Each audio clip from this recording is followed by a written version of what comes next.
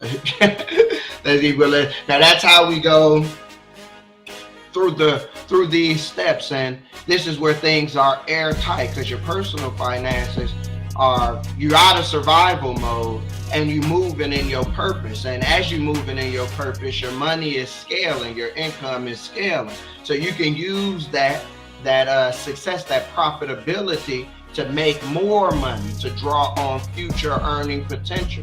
This is your credibility. So you already have credibility. Your ideas are credible if they are, all things are decently done in order.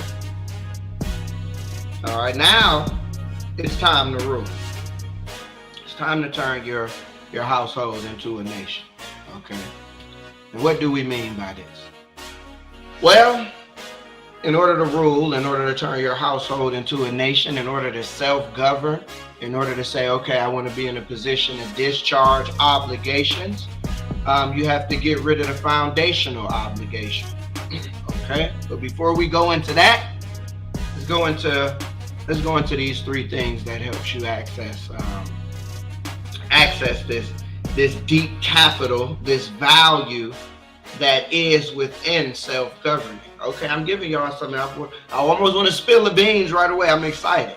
Okay, so understand. You have to understand that your estate represents the total value that a person or a business owns.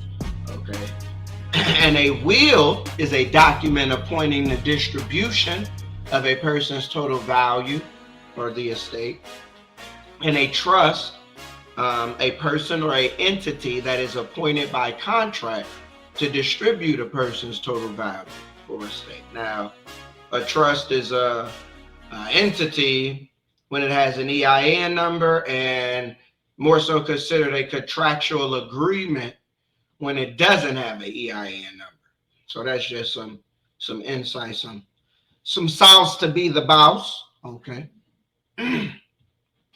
So just want you to know, take notes on that. When a trust has an EIN number, it is identified as an entity. When a trust doesn't have an EIN number, it is identified as a contract.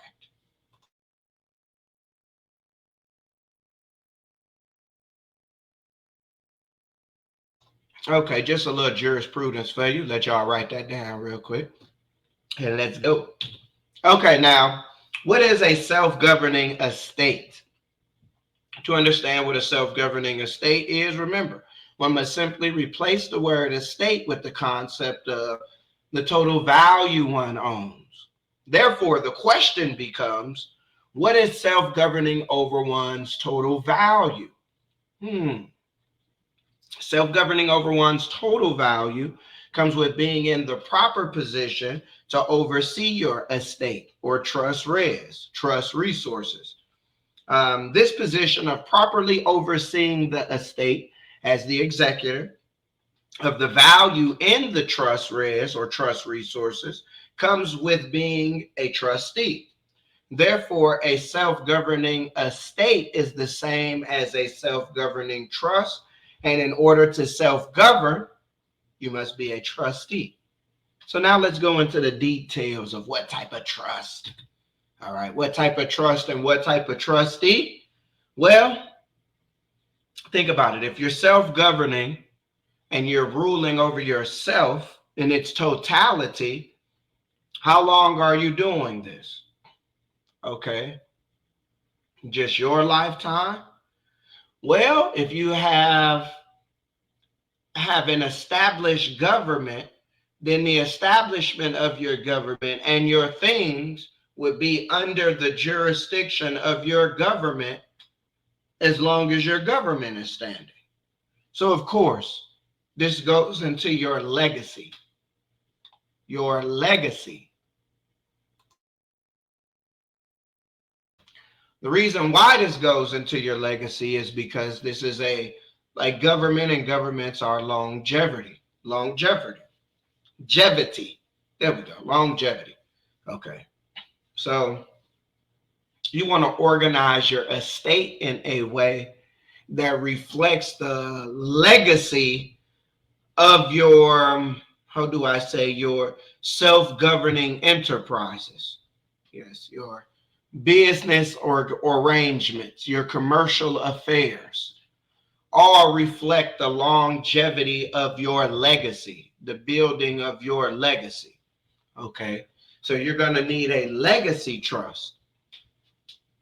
This is the trust that is specifically a government structure for those within your bloodline or a part of your legacy or heirs. Okay, and this creates a government in a sense. All right. So this is how you organize things relative to self-governing. You need a legacy trust. Let's go deeper. See, where is we? Okay, we're at section E. Okay, any trust, if a court within the United States is able to exercise primary supervision over the administration of the trust, and one or more United States persons have authority to control all substantial decisions of the trust, then that trust is considered a what it is, a United States person. Okay, so if you're a United States person, and this goes into your nationality / citizenship, then this kind of already oversees. It says, well, your trust can be governed or it's overseen by somebody with United States nationality, a United States person, and then that person is subject to the United States court. So a court is able to exercise jurisdiction.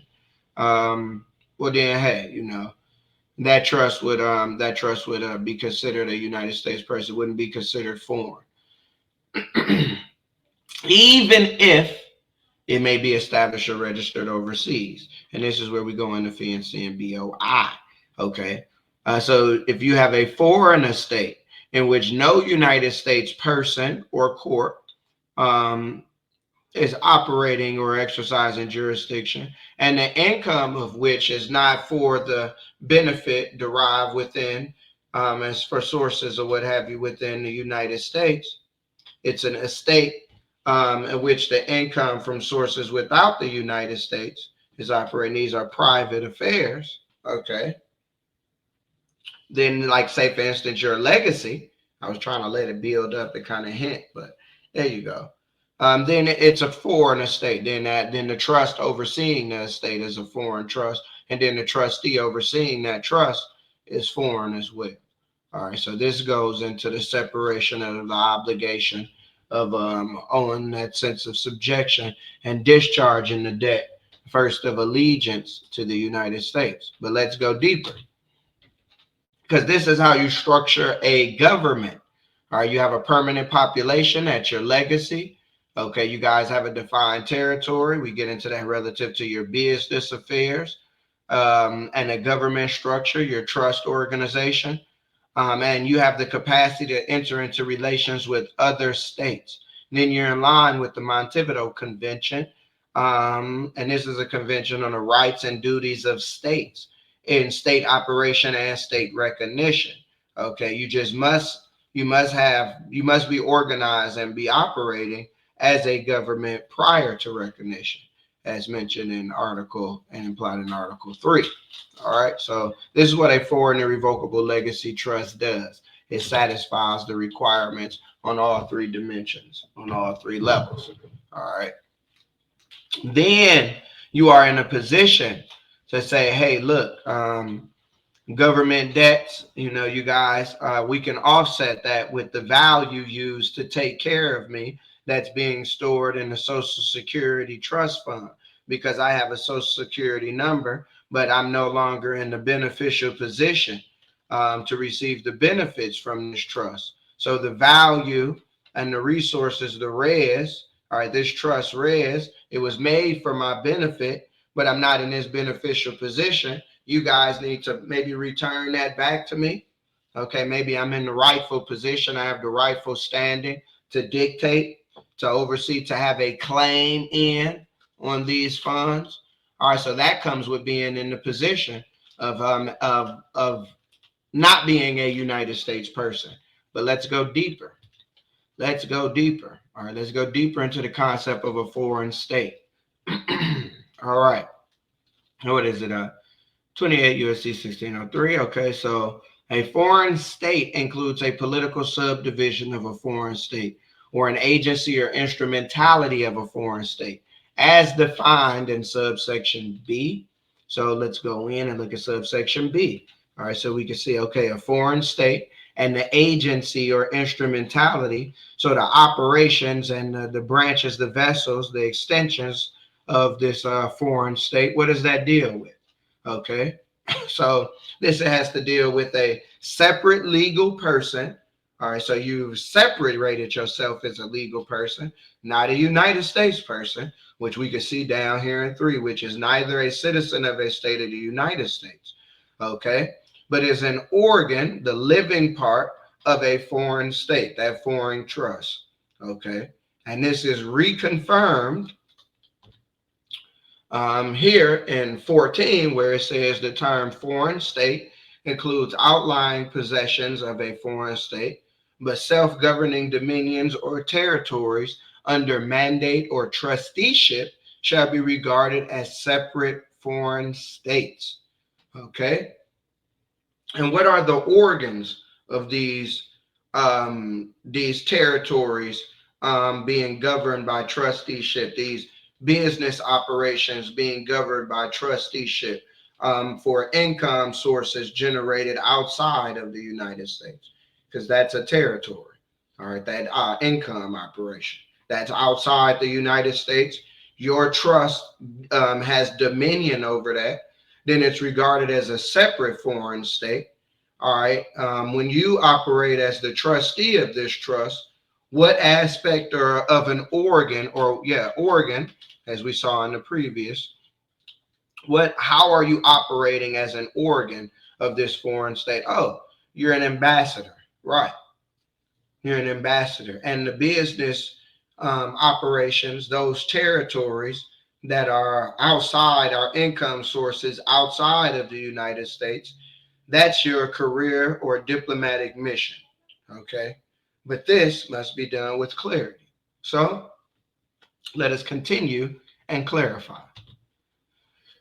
Oh, I just wanted to stop and say, yes, this trust and this process is 100% exempt from FinCEN and BOI, because they want to know who's the beneficial owner of the entities and the owner status. And if that owner is a United States person having United States nationality, then they owe taxes to the United States.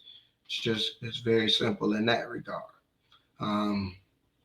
But if the trust can show that the person is overseeing business operations that are deriving income from you without the United States, then that trust is overseeing its own territory and is in the position of self-governing, and then doesn't owe taxes.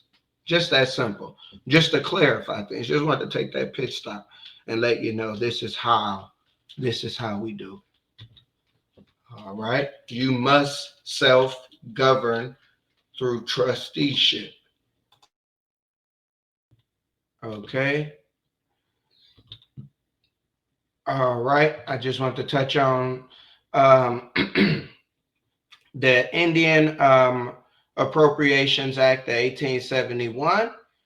This is showing that they are no longer sovereign nations.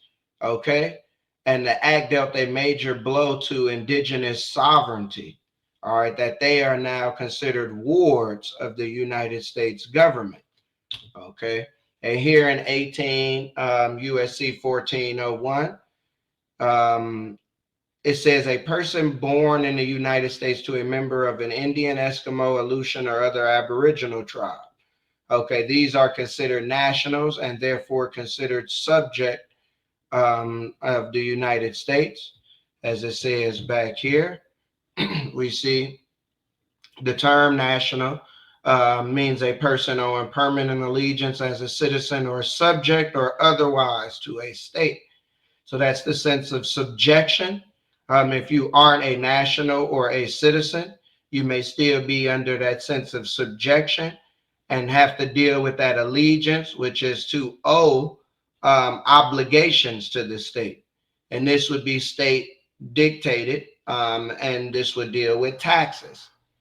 So we are showing if you are a national or have nationality or are a ward or a subject of the state, even like Native Americans are considered, then you won't be able to completely dodge the obligation of taxes or state subjection to state ordinances versus laws of peace in this regard.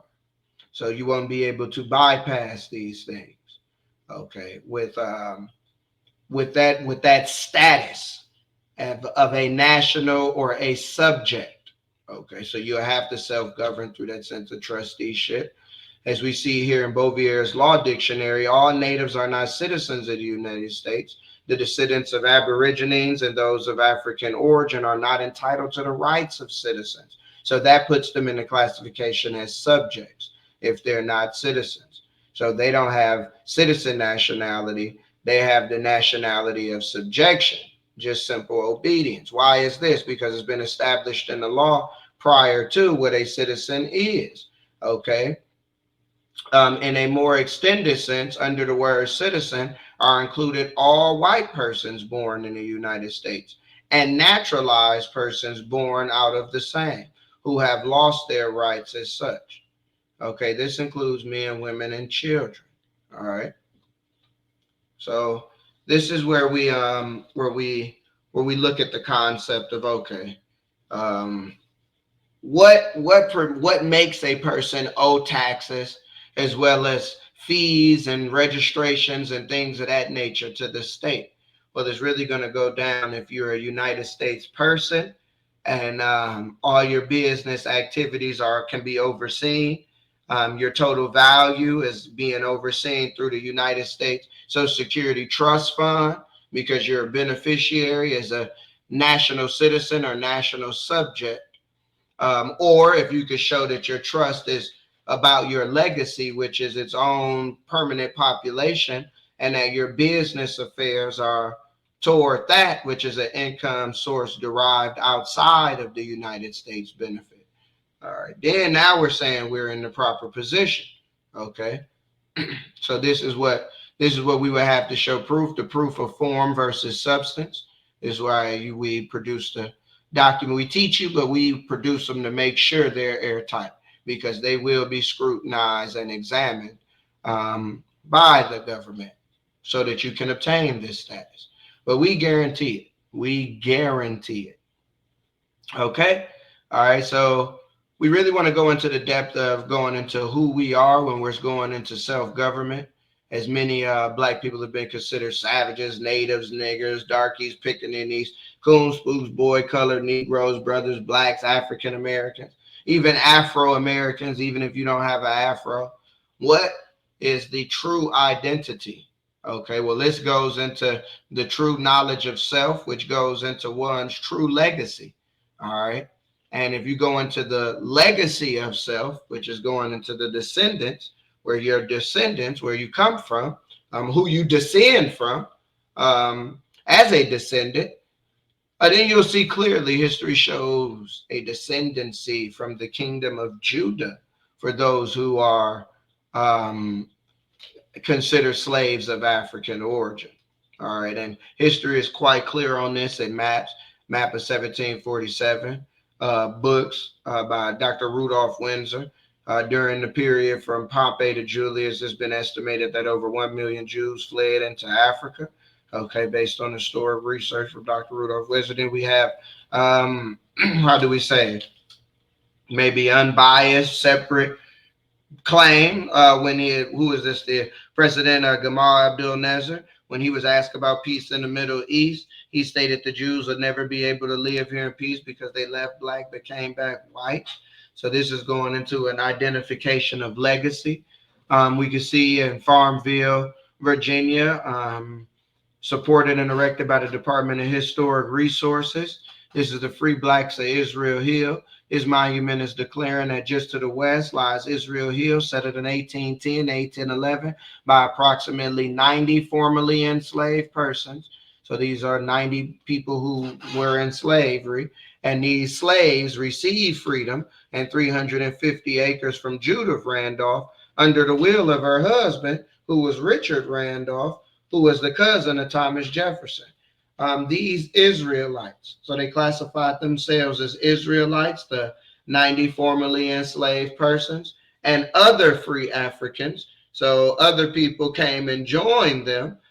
They worked as farmers and craft people and appomattox and riverboatmen, and labored alongside rights for equal wages and defended their rights in court, even considering taxes, their rights. Okay, so going into the depth of your legacy, you will be able to find freedom in the truth. As Christ said, you shall know the truth, and the truth will set you free. Because who is to pay obligations to Caesar? Are the sons of the kingdom free? Think about it. That's scripture, right? All right. So I will send thee back to Egypt by ships. But consider in Exodus 14:13, the Lord said, you will never see the Egyptians ever again, forever. So when, according to history of the Hebrews, did they go back to Egypt? Well, we look over here and we see it was not a literal Egypt, but a spiritual Egypt, as it is literally mentioned in Revelation 11:8, the great city which spiritually is called Sodom and Egypt. So what great place on earth mirrors Sodom and mirrors Egypt? Okay, this is the Egypt that the children of Israel were sent back into by boats, which lines up with history. If they never went back to actual Egypt, but end up going to a spiritual Egypt. So the scripture isn't broken when it said you will never physically go back to these actual Egyptians again, but you will go into Egypt by ships. You're going to go into a spiritual Egypt, which is America, that spiritually symbolizes Egypt and everything it does. So this is how the scriptures come to life and make perfect sense. Okay, because you can't be classified as an African American. That'll get you the classification as a subject, as those are the names of two people who do not descend from the legacy of those who are currently classified, or who did not start, not descend. Start, descend, it's both. They are not a part of the legacy of those who are classified as descendants of the transatlantic slave trade. Okay. So this is why the slaves sang Kumbaya, and God's name is considered Yah. Psalm 68 verse 4. We look at all pronunciations of his name having Yah in it, all variations. We look at all the Israelites having Yah in their name, even the praise, the most popular praise, the highest praise, hallelujah. Okay, so maybe this is why the ancestors were singing Kumbaya. All right, just a clue about your key to freedom is within your true self. The kingdom is within. Your trust will be built just sanguinis, okay, versus the just soulless. Well, you're here, you're under our subjection. No, under the subjection of the government structure of my bloodline. You have a right to this within jurisprudence, and it is called just sanguinis, okay. And the desire to express this right is biblically based, and the Bible is to be respected.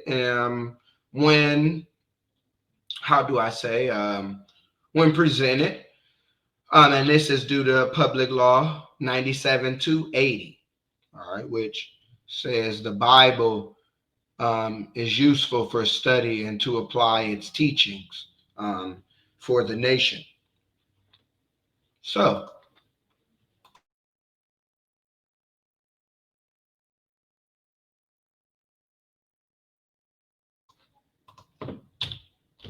just want you to know had to get this screen for you. Any other claims of self-government, for example, those done by the Moorish movement, we are 100% separate from. We understand all jurisprudence and the rejections behind it. Here's a case here of a guy from John Jones Bay against the state of Indiana. He claims to be an Aboriginal, indigenous Moorish American but we know he's a debtor. He owes allegiance and subjection to the state in which he's residing in, or as an Aboriginal indigenous, he's a ward of the government. And the state claim, the logic behind this claim is obscure. They're not sure how he could be all of these, be from Morocco, Moorish, indigenous, etc. But they said, regardless of that, we've repeatedly rejected such claims. He is a U.S. citizen and therefore, unlike foreign diplomats, has no immunity. He has no business operations, dealings, or connections to any government structure outside of the U.S., and is actually benefiting as a ward of the U.S., and therefore cannot say he is immune to taxes or government obligations, etc. So our understanding jurisprudence, trust structure, estate process is night and day with this. We have nothing to do with this. Just want to put that out there because other movements share similar terms and say sovereign. We mean sovereign on a much deeper level than even just simply the law. We talk about ruling over the self. Again, indicative to your purpose, ruling over your true identity, being your true self, and having financial freedom and legal freedom to operate as your true self. Then that is our concept of sovereignty, not these claims within this legal case law, jurisprudence. All right, so keep going. I just wanted to retouch on it that, again, our proofs are airtight. We have history books showing that we are the children of Israel, the descendants of the so-called transatlantic slave trade, the indigenous, the aboriginals, are there to have their freedom in the revelation of being the children of Israel. We show here that we have the Yemen Jews, the Falasha Jews, the Berber Jews, the Moorish, and the Negro. All of these are different classifications of being a Jew. So if you want to know how to be true, you have to go back to being a Jew. Okay, whether Yemen Jew, Falasha Jew, Berber Jew, Moorish Jew, Negro Jew. If you want to be true, you got to go back to being a Jew. Okay, that is the true status, all right, of your legacy in that sense, where your legacy is and where your freedom is. Okay, so what creates the bond of subjection to the nation? All right, what creates the bond of subjection to the nation? Okay, is it when your name is here on this birth certificate? Indeed, it is. Is it when your name is on this birth certificate? Yes, because this birth certificate, this document, is acting as the title that is describing the vessel, and it is registered with the owner. And this is what produces the evidence that you owe subjection. And if you violate the terms of the contract you have with the state, which is obedience to all its laws, since you registered it according to its laws, then your body will become state property, because they have authority over that property, that vessel, because they have title to that vessel. This is where you gave up your subjection, being subject to yourself and your purpose, and now being subject to social norms of society and state allegiance or taxes. So you're not operating in your purpose, and you're being taken for your funds. Okay, no good. Sound like slavery, sound like bondage. Let's fix it. Okay, you're going to want to change the name, so you're not the name on this contract. That's right, you're going to need a complete rebirth so that you can bypass the item sonens doctrine, which is being identified with any name that sounds the same, although it may be spelled different. You want a complete misnomer, because with a misnomer, there is abatement, meaning there is a question in jurisdiction. Do we have the right parties if we don't have the right names to identify the parties? Okay, and this is where you show you are not the name nor the entity that the name is connected to. All right, or you are actually overseeing and governing that entity. So this is where you need a new name. You must be born again. Okay. Why must you be born again? Well, just take a look at this top row real quick. Okay, because your value, your sovereignty, your control over yourself was given in exchange for nationality. Okay. So again, the control over your body being the container of this value, if it was given for nationality, okay, now your body can be classified as state property if you don't perform according to the terms that come with the registration of the birth certificate. All right. Now that was appraised, that had a sense of appraisal. All right, and then money value was produced when you were classified as human capital, okay, for the benefit and investment and the advancement of the government. All right, so when your value was monetized, that value was bonded. And the Department of Treasury borrows this value from the trustees of the Secretary Social Security Trust Fund, and replaces it with IOUs and invests the money through the Federal Reserve of New York.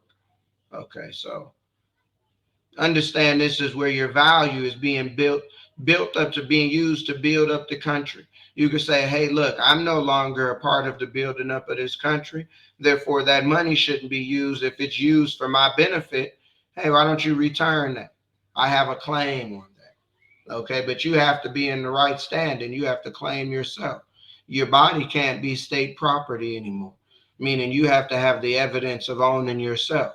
You have to reclaim your value and no longer be state property. And then say, hey, look, I'm no longer insured and approved for economic stimulation. Okay, I'm not building up the government, stimulating the economy. All right, so my value shouldn't be stimulating the economy. I'm out of the economy, my value should come with me. Okay, that is what we want our people to understand. And it is not your value is valuable. They use the credibility of you being in society to get loans from. It doesn't mean that you don't owe the debt you owe, but they can use your value to get loans, okay, for the benefit of society because you don't own it. All right. So if they own you and your value and you have not claimed you or your value, what is your remedy? Well, you have to claim you and then claim your value. It's just that simple. Okay. You must be born again. You must turn your household into a nation. You must be born again and start living within your true purpose. And then you can start to move in freedom, the freedom to totally govern and rule over your household with all gravity and subjection. This is the 4 steps to sovereign success. This is how you be financially and legally sovereign. All right. Now, in order to solidify your government, you're going to need a diplomatic mission when you're within the jurisdiction or land governance. If you're in the land, their area, you're in their area, you're on their land. You're in their sphere of influence, as we say.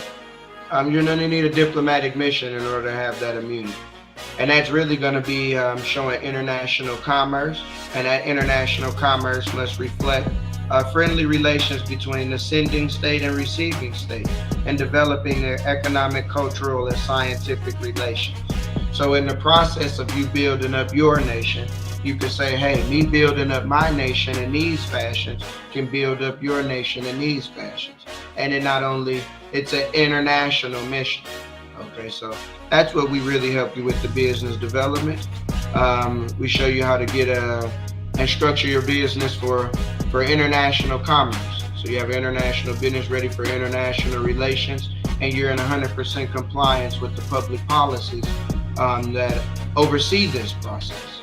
Okay, and this is why we have you enter bonds to the market so that you can gain international investors, showing the evidence of international commerce, which is showing the evidence of your diplomatic mission. That's right. We got all I's dotted and T's crossed here. All right. You learn these rules in the school of sovereign success. We're ready to drop the jewels on you. All right.